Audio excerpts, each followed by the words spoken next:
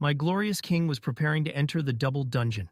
His mother gently asked if she should worry. He smiled and told her it was just an appointment. The moment the key's timer expired, the location revealed itself. Jinwoo's mood instantly shifted. The gate was at Gina's school. He moved without hesitation. When he arrived, Hunter Association agents were already guarding the area. Jinwoo asked how long the gate had been there. He replied, 3 days. It was labeled C rank. The assault squad had entered 2 hours ago. That was all he needed to hear. His aura sharpened instantly. He ordered them to call the squad back immediately. If they stayed inside, they would die. Before anyone could argue, Jinwoo stepped forward and declared he would bring them back himself. Inside the gate, the assault squad had already pushed deep into the dungeon, completely unaware that they were walking straight into a nightmare. The assault squad had finally reached the boss room, yet the massive door refused to budge. Debate and muttering erupted among them as everyone tried to figure out the next move. Was it a trap, a puzzle, or some cursed mechanism waiting to kill them all? Suddenly, a calm, unnerving voice sliced through the commotion from behind. It's a trap. The hunters spun around instinctively, hands on weapons, ready to strike. Their target, a man standing there like he owned the dungeon, Jinwoo. Suspicion etched on one hunter's face. He finally demanded, "Who the hell are you? What are you doing here?" My glorious king answered with that signature, unbothered smirk, letting the words do the heavy lifting. "I'm a survivor of a double dungeon." The words hit like a hammer. Some of the hunters immediately connected the dots. "Wait, aren't you that new S-rank hunter from Korea?" Jinwoo didn't say a word, simply walked up to the sealed door. A system notification appeared above it. "The gate to the Kartanon Temple is currently locked. Please insert the key." He pulled out the temple key, noting the subtle difference from last time, and inserted it. The door creaked open like it was groaning under the weight of decades, revealing a chamber that left the hunters gaping in disbelief. They had thrown everything at it before, yet the dungeon hadn't even flinched. One hunter, puffing up with misplaced bravado, stepped forward and declared, "This dungeon is property of the Dragon Guild. You may be an S rank, but you can't just—" Jinwoo interrupted casually, his voice slicing through the bravado like a blade. "I won't stop you. Anyone who wants to enter, feel free." The bravest of the bunch stepped in immediately, eager to prove himself. Almost immediately, the system pinged Jinwoo.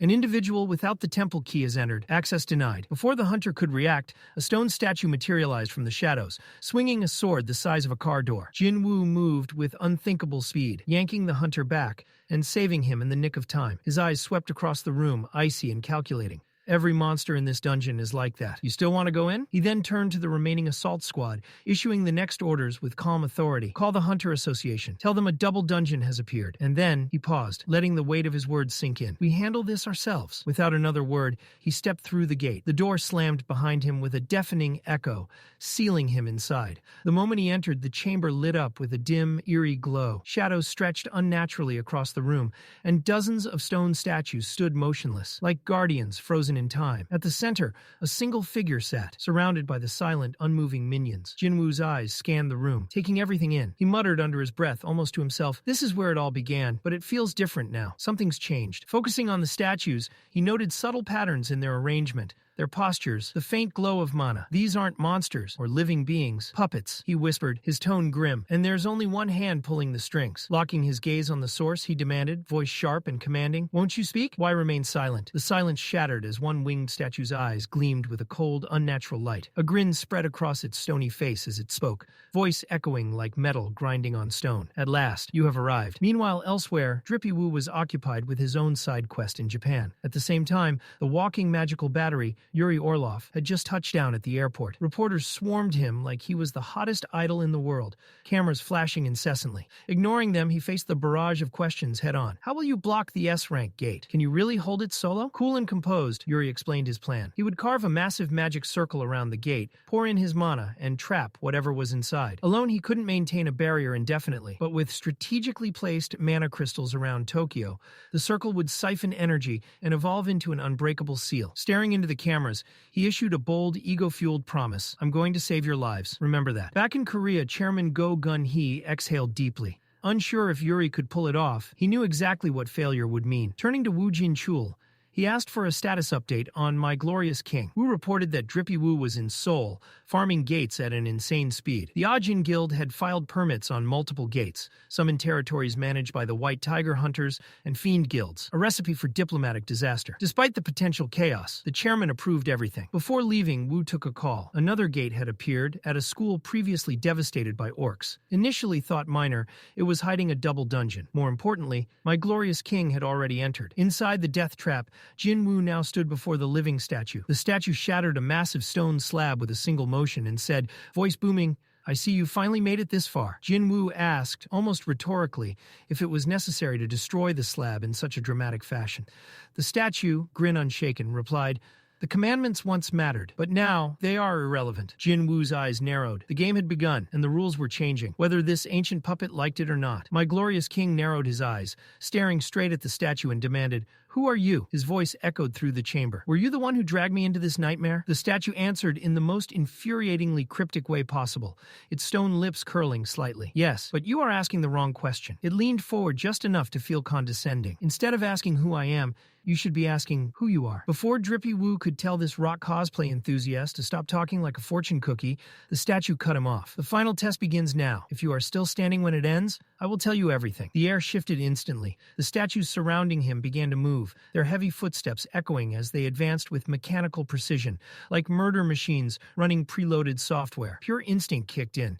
My glorious king reached for his shadows. Snap. The being snapped its fingers and everything stopped. That won't do, it said coldly. This is a test. No cheating. Its voice dropped lower. Your little minions mean nothing to me. I am only interested in you. As if the universe wanted to rub salt in the wound, a system message appeared. No potions, no items, no quest rewards, no status recovery. Leaving is prohibited until the test concludes. Drippy Woo exhaled slowly. So that's how you want to play it. Right on cue, a stone statue lunged at him, swinging a weapon the size of a refrigerator. But Jinwoo was already moving. His mind raced. Inventory still works. No summons, no buffs, no safety net, just raw stats and hands rated E for everyone. He caught the blade mid-swing with one hand like it was a cheap prop, shattered it effortlessly, and for maximum disrespect, grabbed one half of the broken sword and launched it straight into the statue's face. The impact cracked stone, but the thing didn't fall. It reached up, trying to yank the shard out of its skull. Big mistake. Drippy Woo was already airborne. His foot slammed into the embedded blade, driving it deeper as the statue collapsed into rubble beneath him. That's when the rest of the statues collectively realized they weren't the boss fight. They were the tutorial enemies. They rushed him, hoping numbers would save them. It didn't. Jinwoo flowed between their attacks like living shadow. Every movement sharp, efficient, and brutal. He leapt, dagger flashing, and drove it clean through another statue's head, reducing it to debris. His gaze snapped toward an archer statue foolish enough to believe distance meant safety. An arrow screamed through the air. He sliced it in half mid-flight. Then, because why not, kicked one of the broken pieces straight back. It smashed through the archer's face, detonating stone everywhere. Every strike was deliberate, every kill surgical. From above, the floating entity observed silently before speaking again. To achieve this much with the body of a human, impressive. Jinwoo didn't slow down. What once looked like teleportation was now just controlled dominance. He could keep going. He would keep going.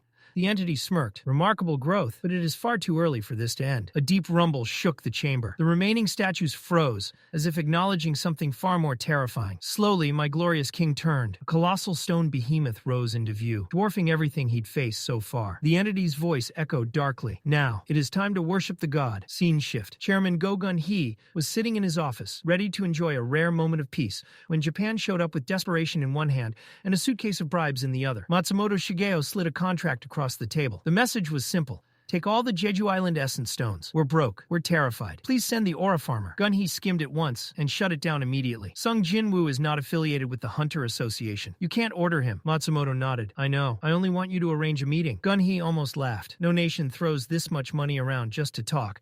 Then it clicked. Goto Ryuji was dead. Japan's defenses were now made of hopes and prayers. Matsumoto tried to keep up appearances, but Gun-hee had no patience left. He dismissed the translators, switched to fluent Japanese, and leaned forward. Drop the act. You think I don't know the Blade Guild ghosted you? The words landed hard. After Goto died, they stopped taking your money and went independent. He tapped the paperwork. Your entire system is collapsing. Your grip on your hunters is weaker than a level 1 stepping into an S-rank dungeon.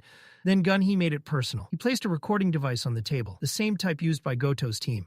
This has been feeding intel straight to you. His aura flared as he interrogated Matsumoto, whose expression now looked like someone just leaked his entire search history. Gun-hee crushed the device in one hand. The table shattered beneath it. For a moment, it looked like he might test how durable Matsumoto's spine was. Instead, he leaned in and said quietly, "If Tokyo gets wiped by that gate, your head will roll. And when the world asks who ruined Japan, the answer will be you." But Gunhee wasn't about to get petty for petty's sake. One man's blunder wasn't going to burn down an entire country. He silently thanked the aura farmer for keeping Asia from turning into a dumpster fire of mana and chaos. Meanwhile, inside the dungeon, Jinwoo wasn't taking a breather. Stone statues continued marching like they were auditioning for a demolition crew, each one swinging massive limbs and weapons that could crush a car. The big guy at the back, eyes glowing red, wasn't even subtle. It charged like the embodiment of a boss fight warning, beams slicing the air with enough force to vaporize a minor city. Jinwoo analyzed instantly. Dodge wasn't an option. Instead, he used Commander's touch, lifting a couple of statues to build a makeshift meat shield. The beam tore through like paper. The floor under him cracked under the shockwave, barely giving him a moment to breathe. A direct hit? BBQ'd Woo, no question. Commander's authority received its final upgrade mid-chaos, but he barely had time to appreciate it. He glanced at the towering menace and decided first the god, then the rest. Drippy Woo dipped forward, feet slamming the stone floor so hard it fractured like credit scores during tax season. The statue paused, smug, thinking it had him cornered. But before it could finish charging, Jinwoo blinked and reappeared behind it with Monarch's domain layered on top. Gravity bent to his will like a piece of clay. He barely even touched his mana pool, but the results were catastrophic. Mountains could have been tossed as easily as pebbles. He unleashed mutilation, dagger first, aiming for its face. The Demon King daggers barely nicked the stone, and his frustration bubbled over. No finesse, no subtlety, pure raw muscle. He slammed his fist down at a vulnerable crack in the head, hammering like he was trying to split a coconut for the entire kingdom to see. The statue flinched as if it had just realized its insurance premium had doubled overnight. From above, the winged floating entity gawked. "He went caveman on my precious stone buddy. And it works? Incredible." Jinwoo didn't stop. He turned the oversized statue into rubble, slammed it into the floor, and immediately jumped into the swarm of baby statues. Dominator's touch flattened them like pancakes in one devastating sweep. Dust settled. He turned, eyes locking on the floating problem above. Who thought they could slow clap in his dungeon? After wiping out the stone army, he expected dialogue, or at least some kind of acknowledgement. But Bird Boy, the so-called architect, smiled smugly. "Not done yet. Final test timer, 10 minutes. Fail, and your heart stops." The air grew thick. Jinwoo's aura flared. "Who even are you?" The emo pigeon descended, wings folding into grotesque fist-like shapes. "I am the architect of the system." Satisfied? Outside, Wu Jinchul arrived like Fast and Furious. S-rank edition, 7 elite hunters in tow. But the second they stepped near the gate, the mana hit them like a tidal wave. Cold, ancient, and almost alive. Wu paused, looked at his men, and asked, "Y'all feel that? This isn't normal. This is god level." The Hunter Guild lineup was ready, with names that could make kingdoms quake. Mami Cha, Choi, Choi Jong, all primed for war. Inside the dungeon, Jinwoo, still covered in sweat and swag, wasn't getting a breather. The emo cherub himself, the architect, launched him backward like a ragdoll mod. His feathery wings warped and twisted, reshaping into arms and fists that fired off faster than common sense. Jinwoo braced himself because apparently today was punch day. The architect chased him down with a flurry of blows like Jinwoo owed the system 3 years of unpaid child support. Yet even while on the defensive, Jinwoo didn't crumble. That alone made the architect freeze mid-combo, eyes wide like, "Hold on, that wasn't in the code." Jinwoo returned the favor by blasting him back with a brutal counterpunch. One so disrespectful, it sent the architect recoiling like he'd just opened an IRS audit notice addressed to him. Instead of getting mad or scared, the architect giggled like a malfunctioning supervillain. Well, maybe humans aren't complete garbage," he purred. Jinwoo immediately clocked that this celestial goth genuinely underestimated him. "You thought he'd crash at level 100? Buddy, this isn't a mobile game." Hungry for answers, Jinwoo demanded to know why he'd been chosen, why the system existed, and what brand of apocalypse was preparing to stroll through the world. The architect just smirked and dropped a line colder than outer space. "Maybe you think killing me will cost you those answers." He slowly walked forward. Jinwoo took distance, activating Commander's touch, hoping for ranged control. But the architect read him like a grocery list and detonated an AoE blast that screamed, "No zoning allowed." Turns out this Mothman possessed the same hacks as the king, meaning ranged combat was basically disabled. The winged psycho encouraged him to go all out, promising that killing him wouldn't stop the truth. "You'll receive the answers either way," he boasted. Jinwoo demanded to know how he could design something like the system, and why Jinwoo was the chosen one. But then came the twist. "I didn't choose you," the architect confessed. "I was against it from the beginning. The system chose you itself." 6 minutes left on the death timer. No more warm-up punches. The architect floated upward, ascending like a divine raid boss, about to switch to phase 2. Jinwoo's instincts exploded awake. His body moved before thought, ultra instinct-style dodges, weaving through blows like he'd trained for this moment his whole life. The architect, stunned, whispered internally, "How?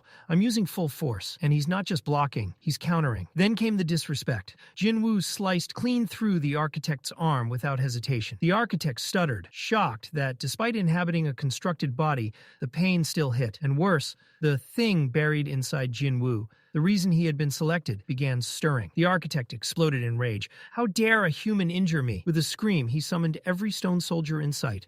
Black Friday rushed toward aisle 5. 3 minutes left. Jinwoo surged forward, shadows bursting, weapons tearing through the air, authority warping space. This wasn't a test anymore. This was a battlefield. A stone fist the size of a delivery truck missed Jinwoo by a pixel. He slipped past reality and decapitated another arm like a Fruit Ninja combo streak.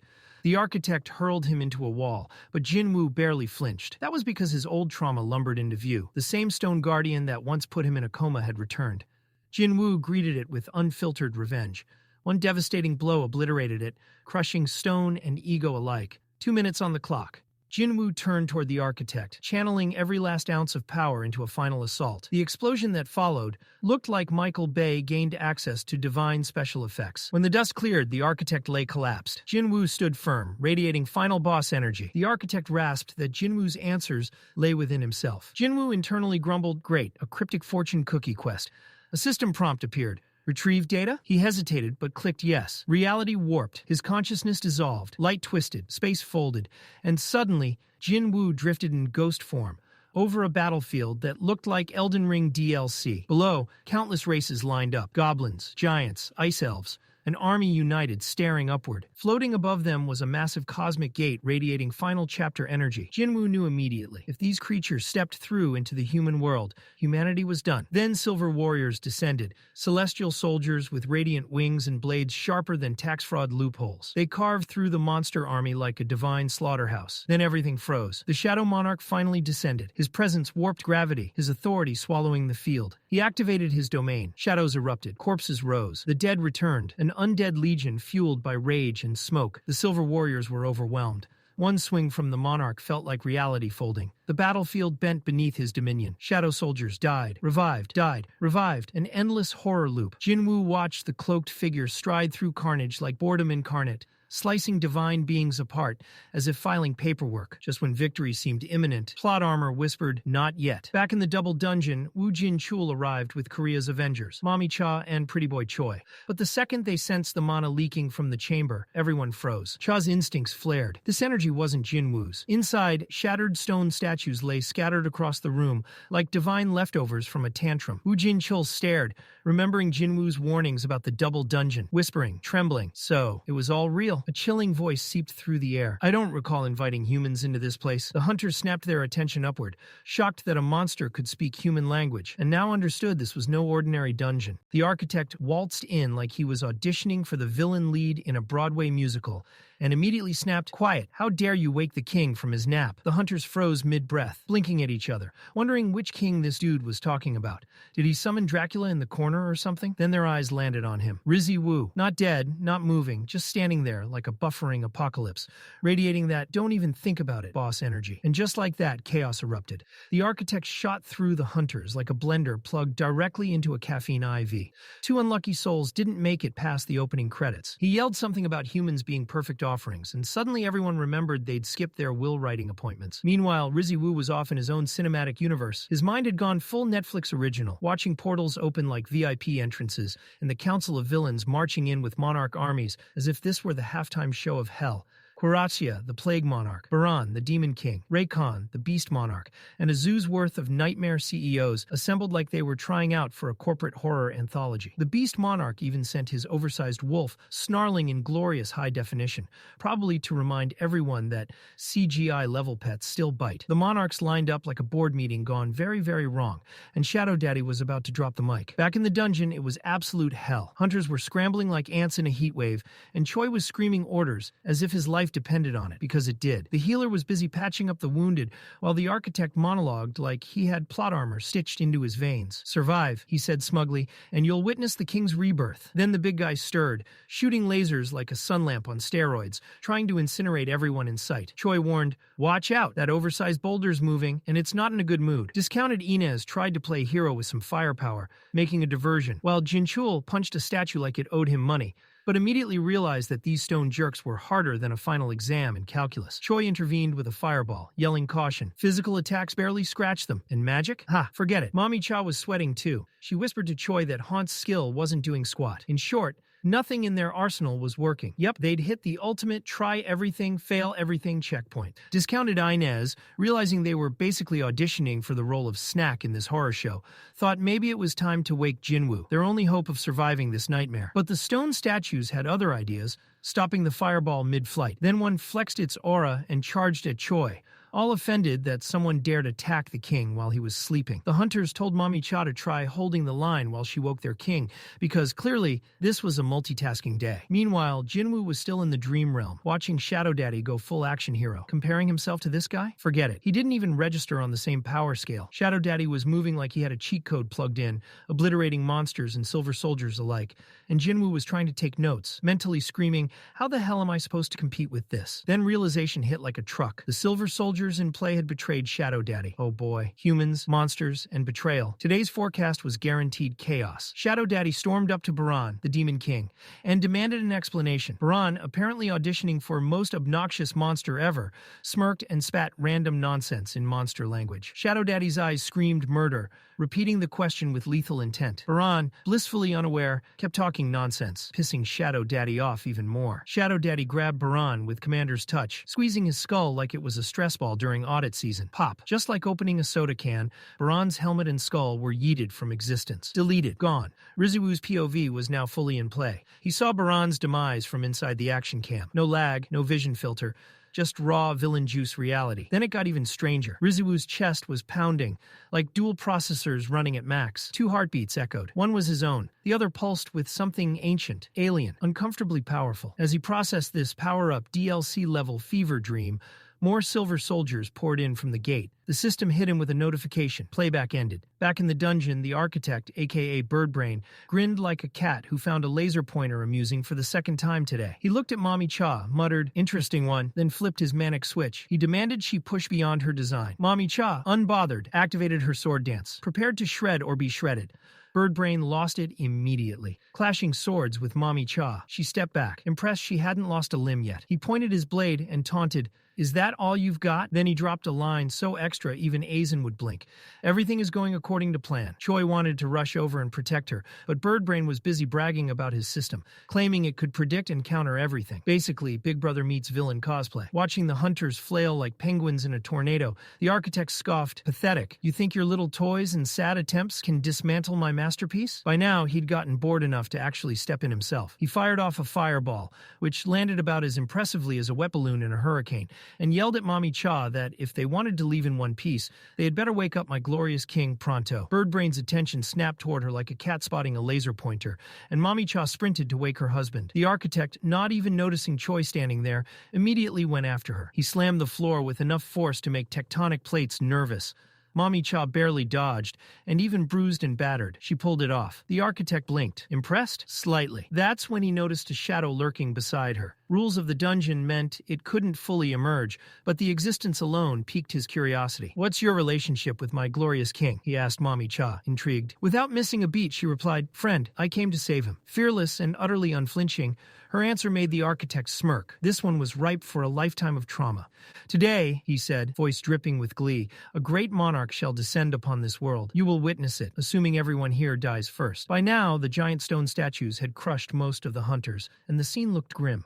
He opened his beak for another dramatic speech, but finally the king had had enough. From the shadows, Jinwoo rose, hard, pulverizing. He punched Birdbrain with enough force to make next Tuesday worry about its structural integrity. The architect slammed into the ground, and Jinwoo demanded answers about what the hell had been done to his body. The other hunters gawked, mouths open like they'd stumbled onto a live-action tutorial in god-tier beatdowns. Even Mommy Cha's cheeks were faintly red. Embarrassment? Awe?